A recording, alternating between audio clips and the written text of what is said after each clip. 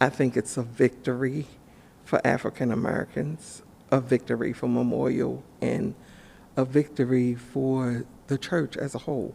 Carolyn Armstrong is a member of the Memorial Episcopal Church. She's talking about the work the church is doing to acknowledge its poor treatment of blacks in Baltimore.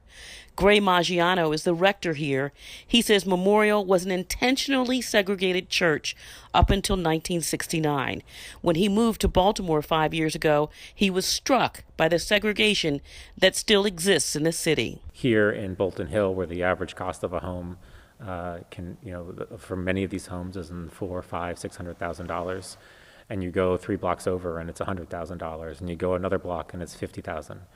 So the racial dynamic is obvious. In Bolton Hill is mostly white. And just blocks away, it's mostly African American.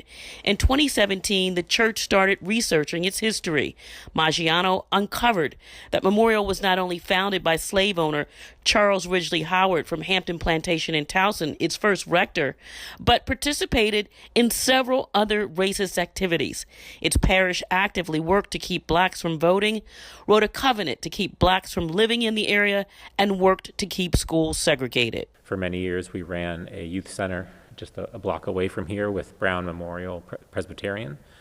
And when Brown came to us in the early 1950s to propose integrating the center, we said no and fought it for multiple years. The church also fought integrating Mount Royal School. A fourth area where the church hopes to right wrongs is with climate justice, helping other Baltimore communities be just as green, safe, and clean as Bolton Hill.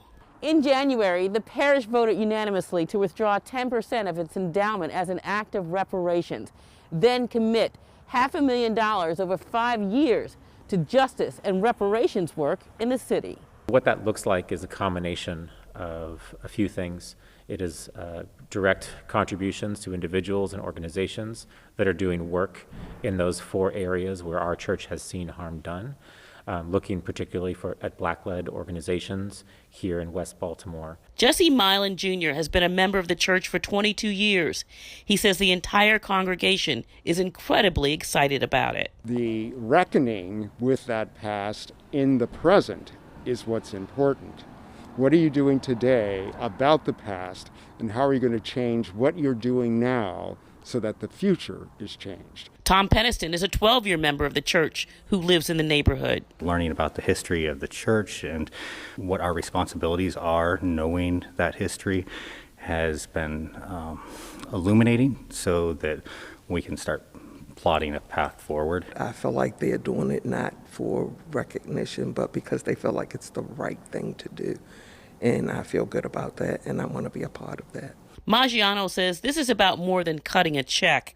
It's about looking inward at your own contributions to racism and repairing them by the way you interact with black people. We can all consider reparations is that making sure that we are shopping with black-owned businesses and supporting black-owned enterprises in the city. There's a lot of really wonderful small businesses that are starting up. And to other institutions who want to address racism, he offers this. Don't rush it.